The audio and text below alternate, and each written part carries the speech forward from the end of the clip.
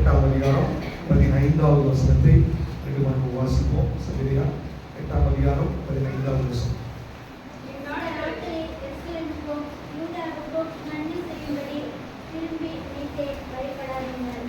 திரும்பி நினைத்ததல்ல, திரும்ப நினைத்து.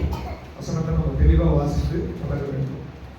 இந்த நாட்களில் ஆண்டவர் இந்த 2025வது வருடம் நம்மோடு கூட வாக்குத்தத்தமாய் பேசியிருக்கிறார். வேத புஸ்தகத்தில் சொல்லப்பட்ட எல்லா வார்த்தைகளும் நமக்கான வாக்குத்தத்தமான வார்த்தைகள். ஆனால் சில நேரங்களில் சில வசனங்களின் மூலமாய் ஆண்டவர் செயல்படுவார். அல்லேலூயா, அல்லேலூயா. சோ இந்த வருஷம் இந்த நாட்களில ஆண்டவர் இந்த சகரியா தீர்க்கதரிசன புஸ்தகத்துல சொல்லப்பட்ட இந்த வார்த்தை மூலமாய் நம்மோடு கூட இடைபடுவார். எத்தனை பேர் விசுவாசிக்கிறீங்க இந்த வார்த்தையை? அல்லேலூயா, அல்லேலூயா. அதே சகரியா தீர்க்கதரிசன புஸ்தகம் 8ஆம் அதிகாரம் 13வது வசனத்தை கூட வாசிங்க. 13வது வசனம். சம்பவிக்க போவது என்னவென்றால், யூதா வம்சத்தாரே, இஸ்ரவேல் வம்சத்தாரே, நீங்கள் புறஜாதிக்குள்ளே சாபமாய் இருந்தது போலவே ஆசீர்வாதமாய் இருக்கும்படி நான் உங்களை ரட்சிப்பேன். பயப்படாதீர்கள், உங்கள் கைகள் கிடப்பட கடவுது. 2025வது வருடம் ஆண்டவர் இந்த வார்த்தைகளை நம்மோடு கூட பேசி இருக்கிறார். ஏதோ அந்த 1ஆம் தேதி அந்த வார்த்தைகளை நம்ம வாங்கி கொண்டு அதை படித்துக் கொண்டு உற்சாகமாய் போய்விடுவதற்காக அல்ல, அந்த வார்த்தைகளை அனுபவிக்கும்படி தேவன் விரும்புகிறார். அல்லேலூயா. வேதம் சொல்லுகிறது, இந்த வாக்குத்தத்த வசனம் உங்களை நோக்கி கடந்து வந்து அதை நீங்கள் விசுவாசித்தது உண்மை என்றால், சம்பவிக்க போகிறது என்னவென்றால், இதை விசுவாசிக்கிறவர்கள், இதை குழந்தை மாதிரி ஏற்றுக்கொள்ளுகிறவர்கள், இந்த வார்த்தையை பருகுகிறவர்கள், அவர்களுக்கு சம்பவிக்கிறது என்னவென்றால், இந்த வார்த்தையை கேட்டவர்கள் யாரா வேணாலும் இருக்கலாம், அவர்கள் எப்படிப்பட்டவர்களா வேணாலும் இருக்கலாம், ஆனால் அவர்களுக்கு சம்பவிப்பது என்னவென்றால், புறஜாதிகளுக்குள்ளே நீங்கள் 2024 வரைக்கும் சாபமாய் இருந்தது போல, பிரச்சனைக்குள்ள இருந்தது போல, போராட்டத்துக்குள்ள இருந்தது போல, எந்தெந்த விஷயம் எல்லாம் இதெல்லாம் மாறாதா என்று நீங்கள் அதை கனவு கண்டிருந்த காரியங்களில் எல்லாம் ஆண்டவர் சொல்லுகிறார், நான் சாபத்தை மாற்றி ஆசீர்வாதத்தை உங்களுக்கு கொடுக்க போகிறேன், சூழ்நிலைகளை மாற்ற போகிறேன். ஹல்லேலூயா. எத்தனை பேர் விசுவாசிக்கிறீங்க? இந்த வார்த்தை உங்களுக்குள்ள போய் அது பதிப்பிக்கப்பட வேண்டும் என்று ஆண்டவர் விரும்புகிறார். ஏனென்றால் இந்த வார்த்தை நீங்கள் விசுவாசிக்கும் போதுதான் காரியங்கள் நடக்கும். ஹல்லேலூயா. இயேசு கிறிஸ்து உலகத்துல ஊழியம் செய்து கொண்டிருந்த போது அவர் நடந்து ஊழியம் செஞ்சார். ஒரு இடத்துல திரள் கூட்டமான ஜனங்கள் இயேசு கிறிஸ்துவை பின் சென்றார்கள். இயேசு கிறிஸ்து ஒரு நாள் இப்படி கடந்து போகும்போது அவருக்கு பெயர் வேத புஸ்தகத்தில் சொல்லப்பட்டிருக்கிறது, வார்த்தையாகிய தெய்வம். ஆதியிலே வார்த்தை இருந்தது, அந்த வார்த்தை தேவனிடத்தில் இருந்தது, அந்த வார்த்தை தேவனாகவே இருந்தது, அவருக்குள்ள ஜீவன் இருந்தது, அது மனுஷருக்கு ஒளியாய் இருந்தது. அந்த வார்த்தை மாம்சமாகி கிருபையினாலும் சத்தியத்தினாலும் நிறைந்தவராய் இயேசு என்ற உருவத்துல உலகத்தில் வந்தார். ஹல்லேலூயா. அப்ப இயேசு கிறிஸ்துவுக்கு ஒரு பெயர், வார்த்தை என்று ஒரு பெயர். அப்ப இயேசு அங்க நடந்து போனது, வார்த்தை நடந்து போனது. எத்தனை பேர் விசுவாசிக்கிறீங்க? வார்த்தை தான் நடந்துச்சு, வார்த்தை உருவத்தில் நடந்து போனது. அன்றைக்கு நிறைய பேர் கூட இருந்தாங்க. ஆனா ஒரு குருடன் என்ன பண்ணான்னா, இயேசுவே தாவீதின் குமாரனே எனக்கு இரங்கும் என்று அந்த வார்த்தையை தனக்காக்கி கொண்டார். ஹல்லேலூயா. நிறைய பேர் அன்னைக்கு இருந்தாங்க. அன்னைக்கு ஒருத்தருக்கு தான் சுகம் நடந்தது.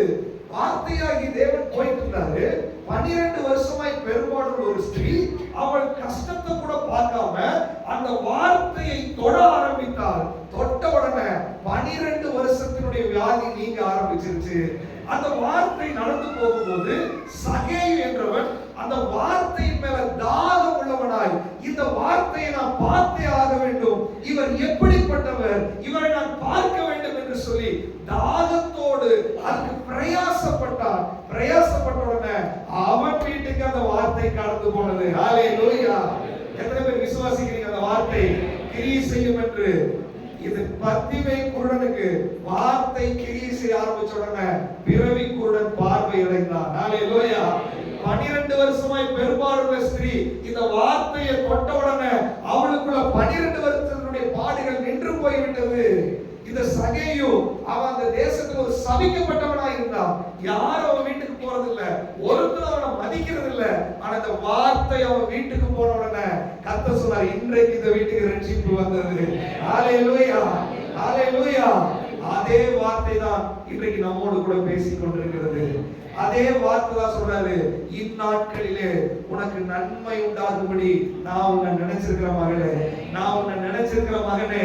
அப்படின்னு அர்த்தம் என்ன?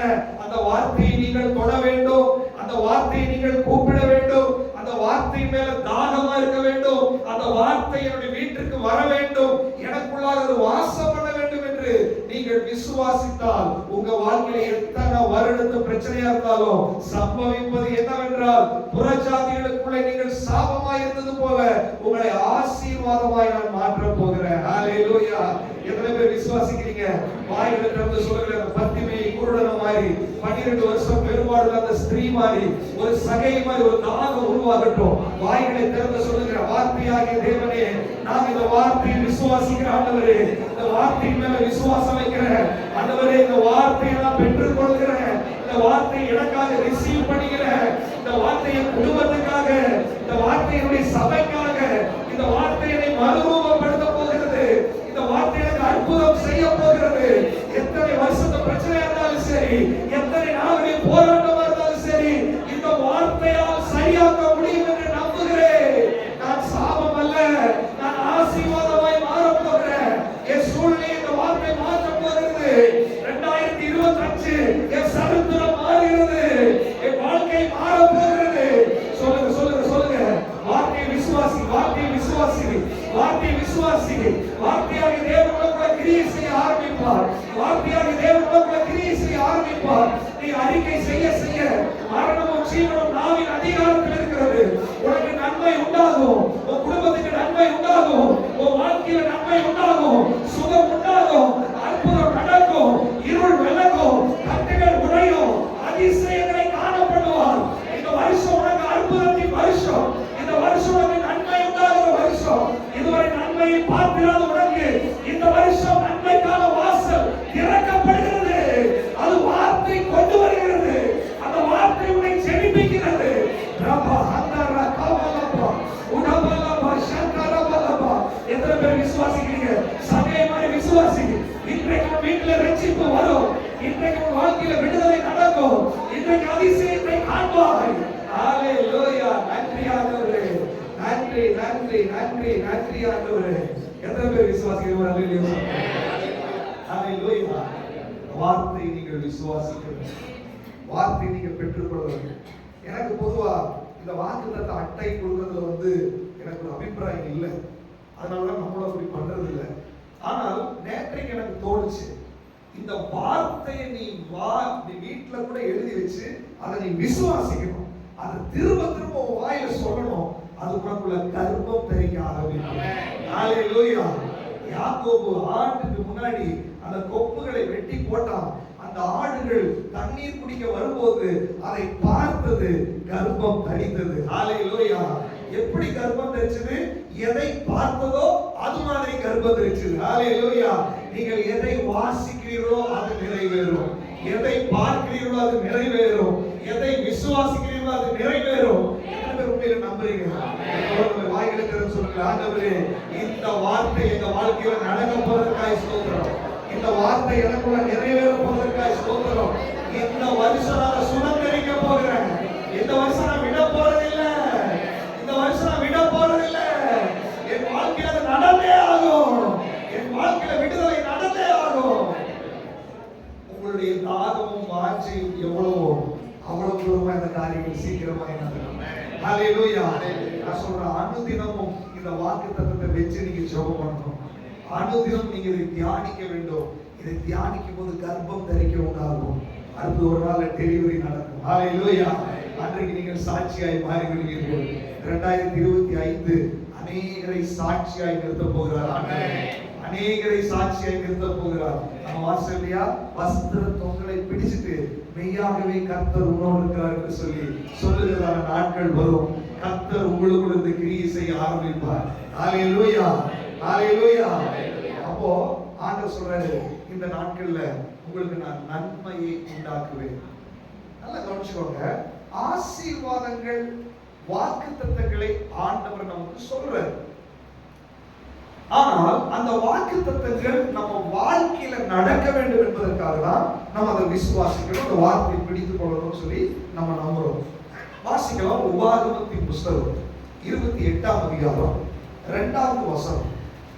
இந்த வாக்குத்தத்தங்கள் நமக்குள்ள நிறைவேற வேண்டும் என்றால் நம்ம என்ன செய்ய வேண்டும் என்று அது சொல்லப்பட்டிருக்கு. நீ உன் தேவனாகிய கர்த்தரின் சத்தத்துக்கு செவி கொடுக்கும் நீ உன் தேவனாகிய கர்த்தருடைய சத்தத்துக்கு செவி கொடுக்கும் போது இப்பொழுது சொல்லப்படும் ஆசீர்வாதங்கள் எல்லாம் உண்மையில் வந்து உனக்கு பலிக்கும். உண்மையில் வந்து உனக்கு என்ன பண்ணும்? பலிக்கும். நல்லா கவனிச்சுக்கோங்க.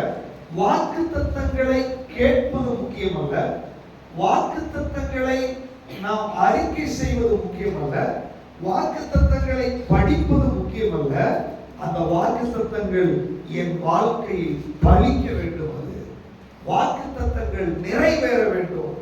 வாக்குத்தத்தங்கள் நிறைவேற வேண்டும் என்றால் எதை கேட்கிறோமோ அது என் வாழ்க்கையில நடக்க வேண்டும் என்றால் ஆண்டவர் சில பிரின்சிபலை வைத்திருக்கிறார்.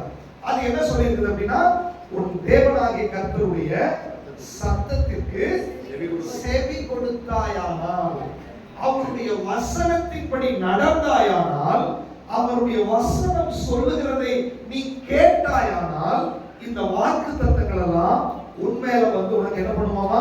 பலிக்க ஆரம்பிக்கும். ஹalleluya, ஹalleluya. நல்லா கவனிச்சுக்கோங்க.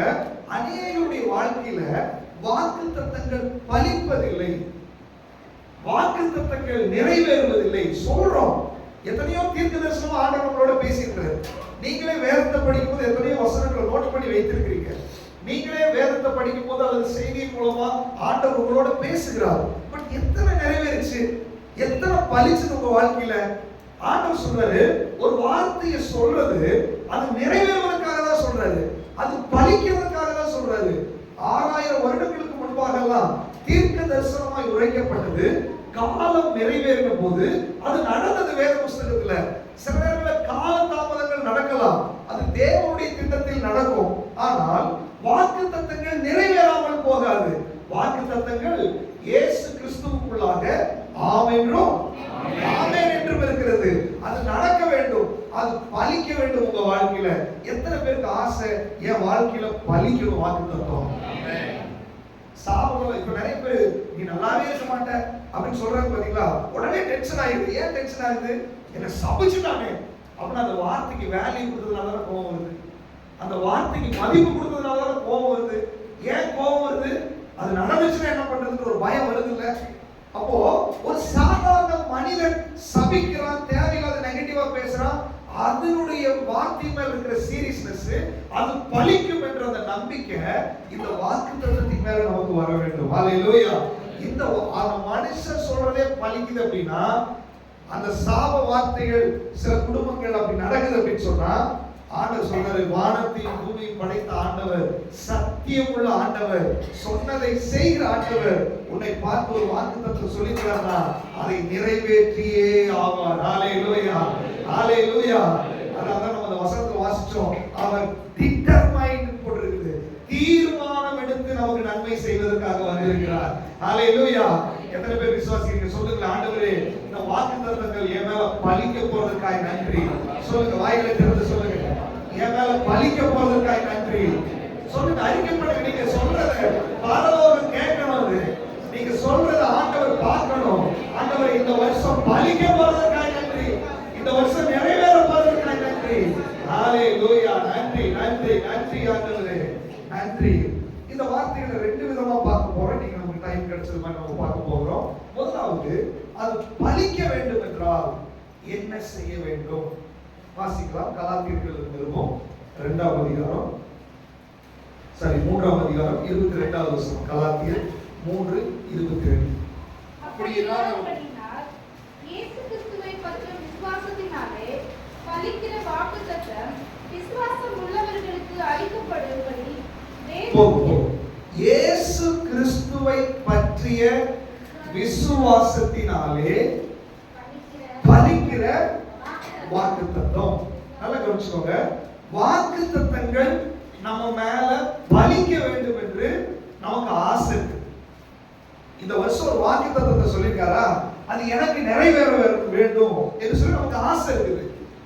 வசனத்தினுடைய ஃபார்முலா என்ன சொல்லுது அப்படின்னா, உனக்கு மேல அந்த வாக்குத்தத்தம் பலிக்க வேண்டும் என்றால் இயேசு கிறிஸ்துவின் மேல் உள்ள விசுவாசம் தான் அதை பலிக்க வைக்கும் மேல. ஹalleluya, ஹalleluya. நீங்கள் விசுவாசிக்க வேண்டும்.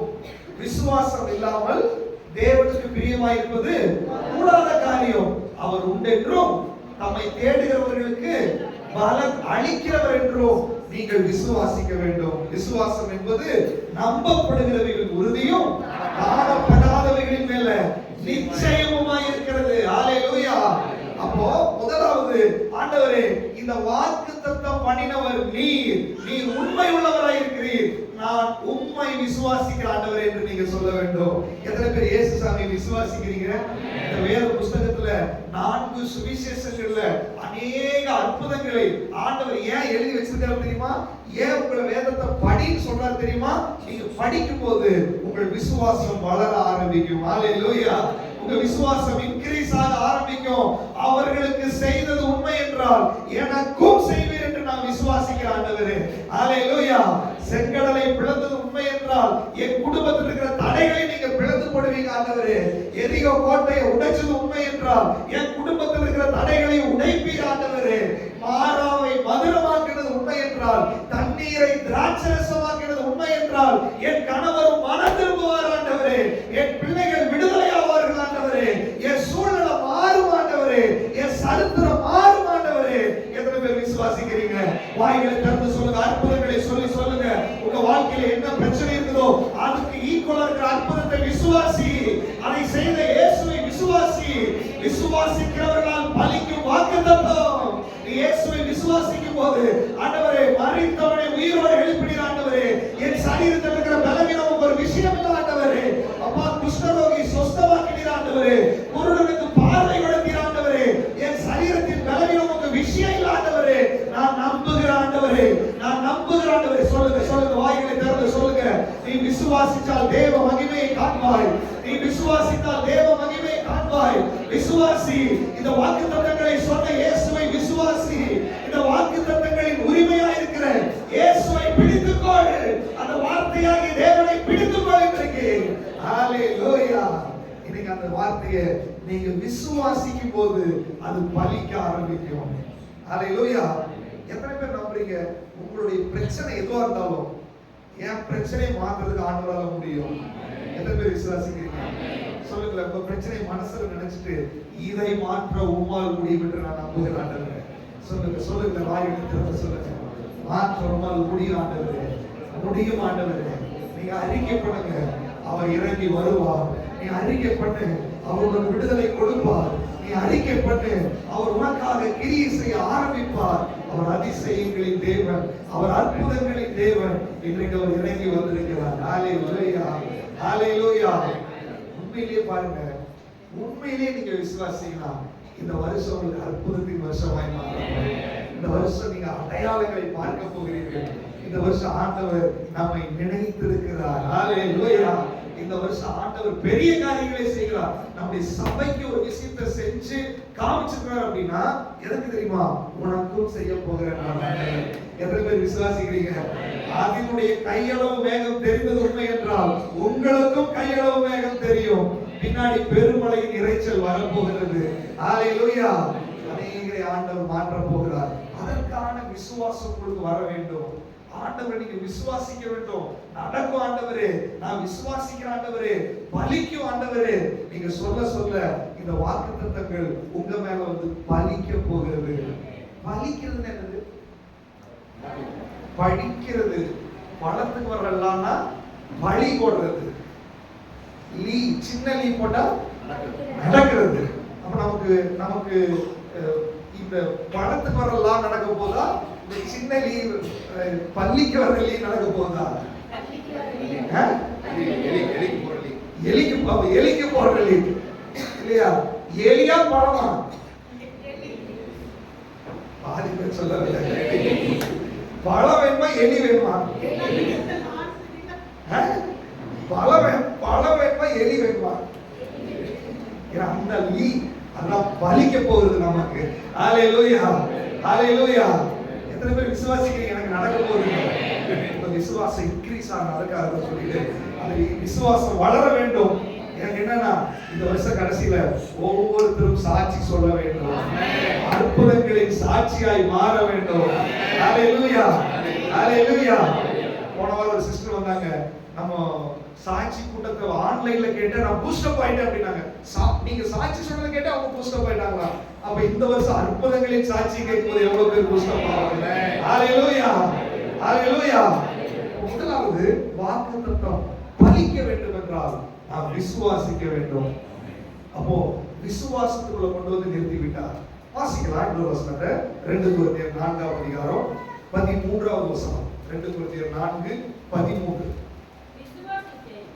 ஆகையால் பேசினேன் என்று எழுதியிருக்கிறபடி நாங்களும் அந்த விசுவாசத்தின் ஆவியை உடையவர்களாய் இருந்து விசுவாசிக்கிறபடியால் பேசுகிறோம். ஆசீர்வாதம் பலிக்க வேண்டும் என்றால் நாம் விசுவாசிக்க வேண்டும். ஆனால் அந்த விசுவாசம் என்பது விசுவாசத்தின் ஆவியோடு கூட சேர்ந்து நடக்க வேண்டும். இப்ப நல்லா தெரிஞ்சுக்கோங்க, எனக்கு ஒரு பலன் இருக்கு மாம்சீகமா. ஆவியானவரை குறித்து சொல்லும்போது பரிசுத்த ஆவி உங்களிடத்துல வரும் பொழுது நீங்கள் பலனடைவீர்கள்.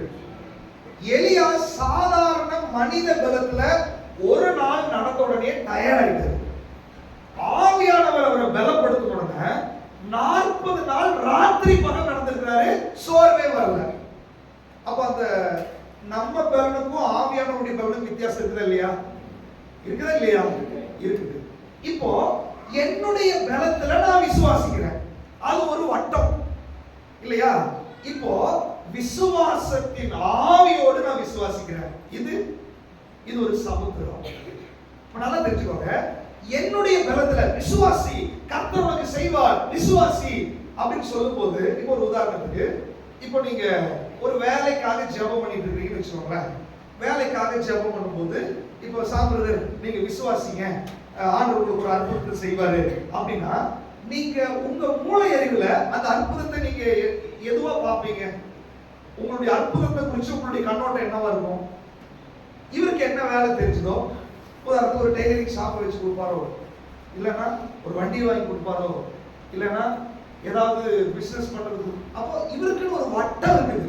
இவருடைய மூளை அறிவு, அது அவருடைய எக்ஸ்பீரியன்ஸும் அவர் வளர்ந்ததும் அதுக்கான ஒரு வட்டம் இருக்குது, அதுக்குள்ளதான் அது யோசிக்கும். ஆனால் விசுவாசத்தின் ஆவி உங்களுக்குள்ள வேலை செய்யும்போது அது தேவனுடைய ஆவியா இருக்கிறதுனால அவருடைய ஸ்டாண்டர்டுக்கு அது விரிய ஆரம்பித்து விடும். ஹalleluya, ஹalleluya. அப்போ விசுவாசிக்கும் போது வாக்குத்தத்தம் பலிக்கும். அது உன்னுடைய விசுவாசத்திலேயே நீ விசுவாசித்தால், உனக்குள்ள தோன்றுகிற விஷயத்தை வச்சு நீ ஜெபித்தால், அது ஒரு சின்ன வட்டத்துக்குள்ளதான் இருக்கும். ஆனால் தேவனுடைய ஆவியினுடைய ஒத்தாசையோடு நீ விசுவாசித்தால், அது நீ நினைக்கிறதற்கும் வேண்டிக் கொள்வதற்கும் மிகவும் அதிகமாய் கிரியை செய்கிற அந்த வல்லமை வெளிப்பட ஆரம்பிக்கும். ஹalleluya, ஹalleluya. இப்போ ஒரு பலூன் இருக்குது அப்படின்னா, ஒரு பலூன் அப்படின்னா ஒரு விசுவாசம் வச்சுக்கோங்களேன். ஆனா அதுக்குள்ள ஏர் அதிகமா நீங்க உள்ள செலுத்தும் போது என்னாகும்? அது என்லார்ஜ் ஆகுது. அதுக்கு எவ்வளவு சக்தி இருக்கோ அந்த அளவுக்கு என்ன பண்ணுது?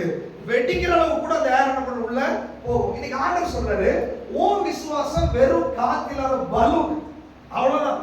ஆனால் அதுக்குள்ள விசுவாசத்தின் ஆவி உள்ள வந்தா அது என்லார்ஜ் ஆக ஆரம்பிக்கும். உன்னுடைய எல்லை விரிவாக ஆரம்பிக்கும். உன் தரிசன பார்வை அதிகமாக ஆரம்பிக்கும். ஒரு வட்டத்தை விட்டு நீ யோசிக்க ஆரம்பிப்பாய். கர்த்தர் உனக்கு கொடுக்க வேண்டியதை நீ பெற்றுக்கொள்ளும்படியாக அந்த விசுவாசம் உனக்குள்ள உண்டாகும். ஹalleluya.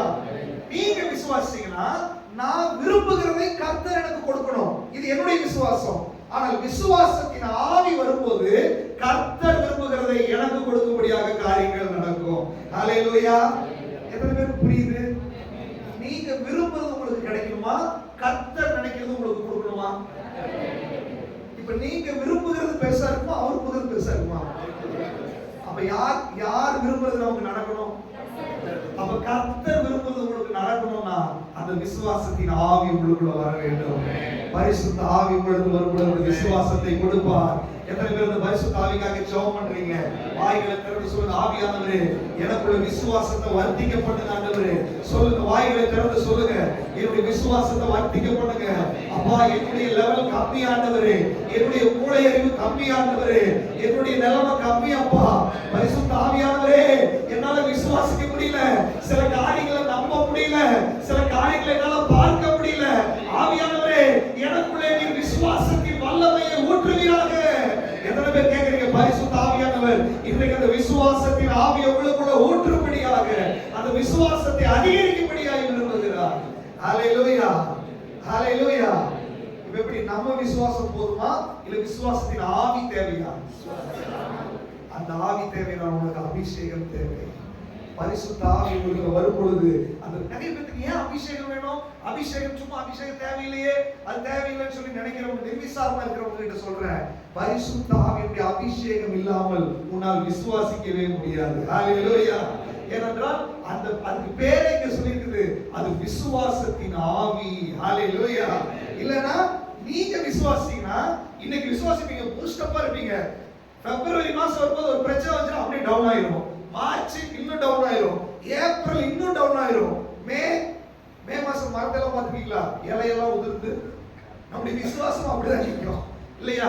ஆனால் பரிசுத்த ஆவியானவருடைய விசுவாசம் நமக்குள்ள வந்துச்சுன்னா அது நாளுக்கு நாள் நீர்க்கால்களில் ஓரமாய் நடப்பட்டு தன் காலத்தில் தன் கனியை தந்து இலை உதிராய் இருக்கிற மரத்தை போல இருக்கும்.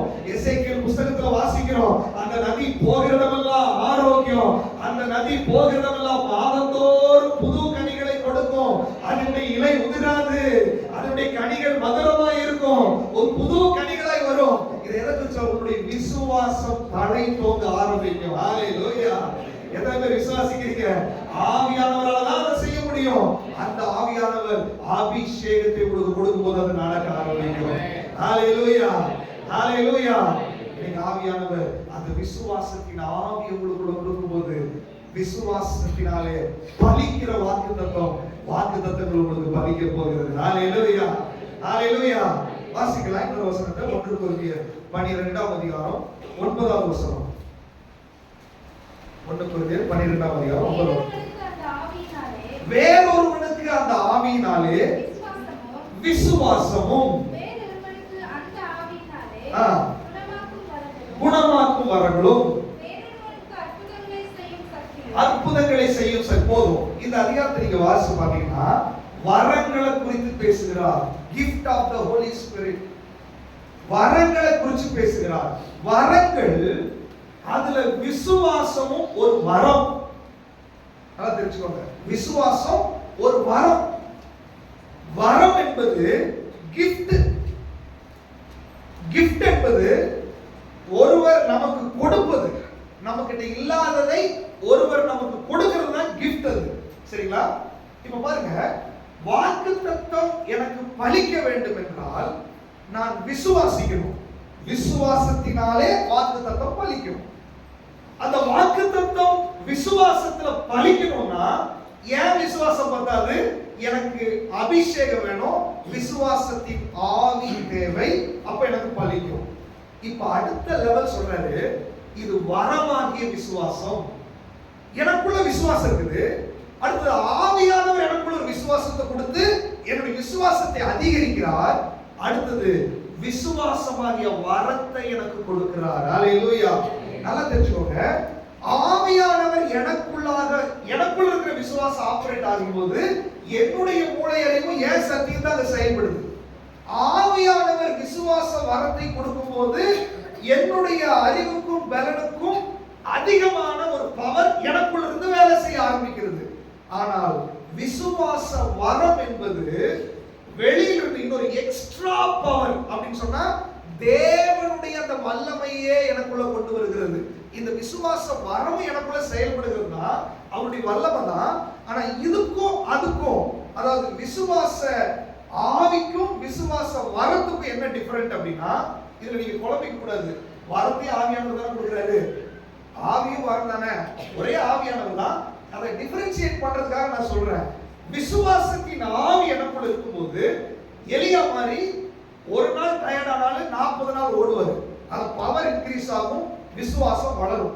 ஆனால் விசுவாச வரம் என்பது, அதுக்கு முன்னாடி ஒரு விஷயத்தை சொல்லிடுறேன். விசுவாசத்தின் ஆவியோடு நீங்க பேசும்போது, ஆண்டவரே இந்த வாக்குத்தத்தத்தை நீ சொன்னீரல்லவா, அது பலிக்கட்டும் ஆண்டவரே, அது நிறைவேறட்டும் ஆண்டவரே அப்படின்னு சொல்லி ஜெபிக்கிற ஜெபம் அது பலிக்கும். ஆனால் விசுவாச வரம் என்பது நீங்க எதை பேசுறீங்களோ அது வாக்குத்தத்தமாய் மாறிவிடும். ஹல்லேலூயா, ஹல்லேலூயா. விசுவாசத்தினுடைய ஆவியில நீங்க ஜெபம் பண்ணும்போது, இந்த வருஷம் ஆண்டவரே நன்மை உண்டாகும் சொன்னீங்களே, நன்மையை கொடுங்க ஆண்டவரே அப்படி நீங்க விசுவாசிக்கிறீங்க, அது பலிக்கும். விசுவாச ஆவி, விசுவாச வரம் இருக்குது இல்லையா, அது எப்படி தெரியுமா? ஆண்டவரே இந்த இடத்துல இது நடக்கணும் ஆண்டவரே, அற்புதம் நடக்கும். இந்த இடத்துல சுகம் உண்டாகட்டும் ஆண்டவரே, உண்டாகும்.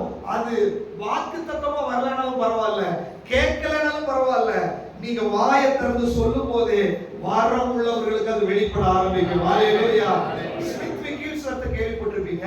அவர் இந்த விசுவாச வரத்துல ஆபரேட் ஆனாரு. அவருக்குள்ள விசுவாச வரம் அதிகமா இருந்துச்சு. அவர் வேலை என்ன தெரியுமா? பிளம்பர். பிளம்பிங் வேலை தான் செஞ்சுட்டு இருக்காரு. ரொம்ப கரடு முரடான ஆளு. ஆனால் அவர் எப்ப பாரு ஒரு ஆயில் டப்பா கையில வச்சே இருப்பாராம். யாரை பார்த்தாலும் அவர் வாக்குத்தத்தம் வரல, நான் உனக்கு சொல்றேன், இங்க போ, நீ கையை வெயி, இங்க ஜெபம் பண்ணு, இது இல்ல.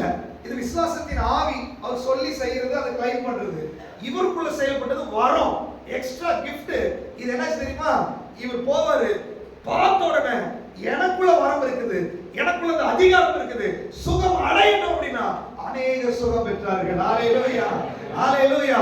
அநேகர் விடுதலையானார்கள். மரணமும் ஜீவனும் நாவின் அதிகாரத்தில் இருக்கிறது. விசுவாச வரமுடையவர்கள் அவர்கள் சொல்வதெல்லாம் வாய்க்கும், அவர்கள் செய்வதெல்லாம் வாய்க்கும். ஹல்லேலூயா.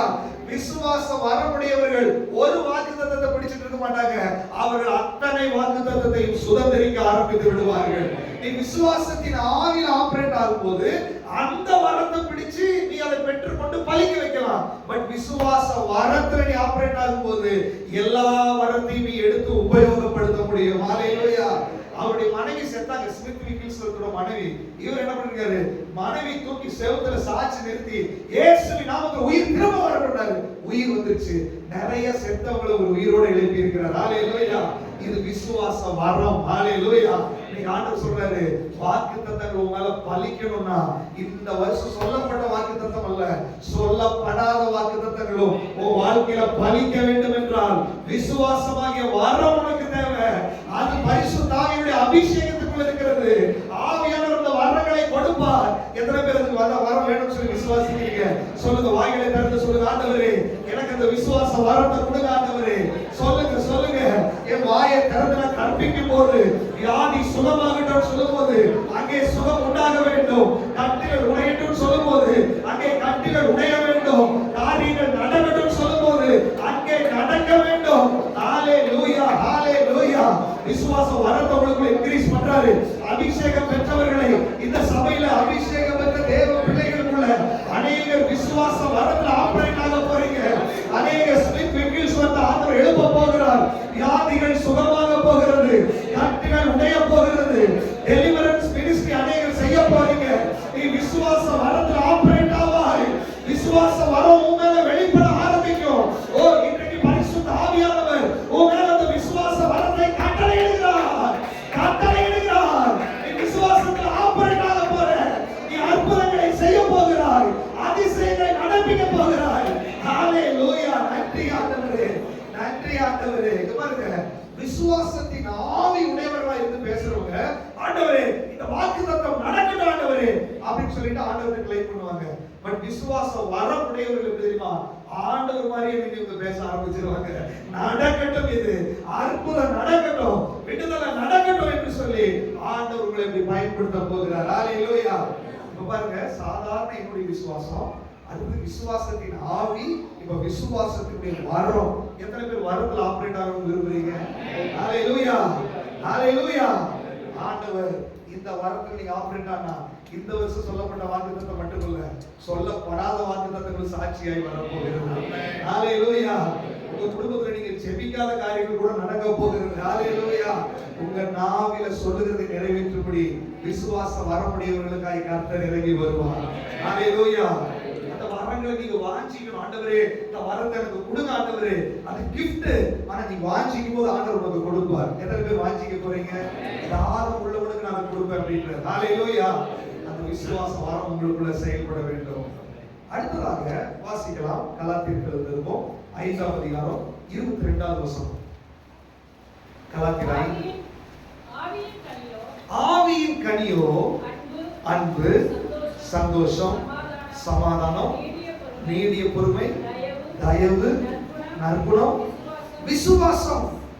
ஆவியின் கனிக்குள்ள ஒரு விசுவாசம் இருக்கிறது. நல்லா கவனிச்சுக்கோங்க. எனக்குள்ள ஒரு விசுவாசம் இருக்கு. ஆண்டவரை நம்பி வந்துட்டேன். அதான் சபையில வந்த முதல் ஸ்டெப். அநேகர் அந்த ஸ்டெப்லயே உட்கார்ந்துருக்கீங்க. நடக்காத எந்த அற்புதமும் உனக்கு நடக்கணும்னா விசுவாசத்தின் ஆவி தேவை. பரிசுத்த ஆவியானவர் தேவை. அவ பரிசுத்த ஆவியானவரோட ஆபரேட் ஆகலாம். அடுத்த லெவல் விசுவாசமாகிய வரம் உனக்குள்ள தேவை. விசுவாசத்தினுடைய வரத்துல ஆபரேட் ஆகி அதுல முதிர்ச்சி அடைஞ்சாங்கன்னா விசுவாசத்தின் கனிகள் வெளிப்பட ஆரம்பித்து விடும். விசுவாசத்தின் கனிகள் அப்படின்னா ஒரு மரம் நல்ல முதிர்ச்சி அடைஞ்சாதான் அதுல காய் கனியா என்ன பண்ணும்? வெளியில வரும். அப்படி விசுவாசத்தின் வரம் வரைக்கும் ஆபரேட் ஆகி அற்புதங்கள் அடையாளங்கள் உங்க மூலமா நடக்க ஆரம்பிக்கும் போது விசுவாசத்தின் கனிகள் வெளிப்பட ஆரம்பிக்கும். விசுவாசத்தின் கனிகள் என்றால் என்ன? நம்முடைய செயல்கள் தான் கனிகள். பாருங்க, விசுவாசத்துல இப்ப நோவாட்ட சொன்னாரு, நோவா ஒரு மழை வரப்போகுது, வேலையை கட்டு அப்படின்னு சொன்னாரு. அன்றைக்கு மழையே வந்தது கிடையாது உலகத்துல. இன்னைக்கு நமக்கெல்லாம் மழையை பார்த்துக்கிறோம். அன்றைக்கு மழையே கிடையாது. ஆனா நோவா வேலையை கட்ட ஆரம்பித்தார். அது விசுவாசத்தின் கனி. அவர் கட்ட ஆரம்பிக்கும் போது எல்லாரும் அவமானப்படுத்தினாங்க, எல்லாரும் தூசிச்சாங்க. ஆனா வேலையெல்லாம் கட்டி முடிச்சதுக்கு பிற்பாடு அங்கே மழை வர ஆரம்பிச்சது. நோவாவும் அவன் குடும்பம் மாத்திரம் காப்பாற்றப்பட்டார்கள். ஹalleluya, ஹalleluya. அப்போ விசுவாசத்தின் கனி. எலிசா தீர்க்கதரிசி எலியாவினுடைய சால்வை விழுந்துச்சு. இவர் என்ன பண்ணாரு தெரியுமா? அந்த சால்வையை முறுக்கி எலியாவின் தேவன் எங்கே ஒரு அடி அடிச்சார் பாருங்க. அது விசுவாசத்தின் கனி. ரெண்டா பிளந்துருச்சு. ஹalleluya. இயேசு கிறிஸ்து சொன்னாரு, கச்சாடிகளை தண்ணீரால நிரப்புங்க, நிரப்புறது மட்டுமே சர்வ் பண்ணுங்க. தண்ணியை நிரப்புறவங்க கூட நிரப்பியிருப்பான். ஆனா சர்வ் பண்ண சொல்லும்போது அவனுக்கு மூளை யோசிச்சு, என்னடா அது தண்ணியை கொண்டே சர்வ் பண்ண சொல்றாரு, அவன் உள்ள வந்து அடிச்சான என்ன பண்றது? அப்போ என்ன நடந்துச்சுன்னு தெரியல. பட் அது ஒரு விசுவாசத்தின் கனி. ஹalleluya. திமிர்வாதக்காரன 4 பேர் தூக்கிட்டு வந்தாங்க. என்ன நடந்துச்சு தெரியல. ஓட்ட பிரிச்சு உள்ள இறங்கினா பாருங்க, அது விசுவாசத்தின் கனி. ஹalleluya. ஆண்டவர் சொல்றாரு, ஓ விசுவாசம் வரமாய் வெளிப்படும் போது கனிகள் வெளிப்பட ஆரம்பிக்கும். ஹalleluya. நீங்கள் செயல்பட ஆரம்பிப்பீர்கள். நீங்க எதை விசுவாசிக்கிறீர்களோ, இப்போ உதாரணத்துக்கு உங்களுக்கு ஒரு வீடு வேணும் அப்படின்னு சொன்னா நீங்க இன்னைக்கே போய் இடத்தை பார்க்க ஆரம்பித்து விடுவீர்கள். நம்ம சபைக்கு இடம் பார்க்கிறதுக்கு எத்தனை கனிகளை வெளிப்படுத்திருக்கோம் தெரியுமா? எத்தனை வீட்டுல போய் உட்கார்ந்து நாங்க பேசியிருக்கோம் தெரியுமா? 5 பைசா கையில இல்ல, போய் என்ன பண்றீங்க? 4 கோடி 5 கோடி இடத்துக்கு அட்வான்ஸ் போட்டுருக்கோம்.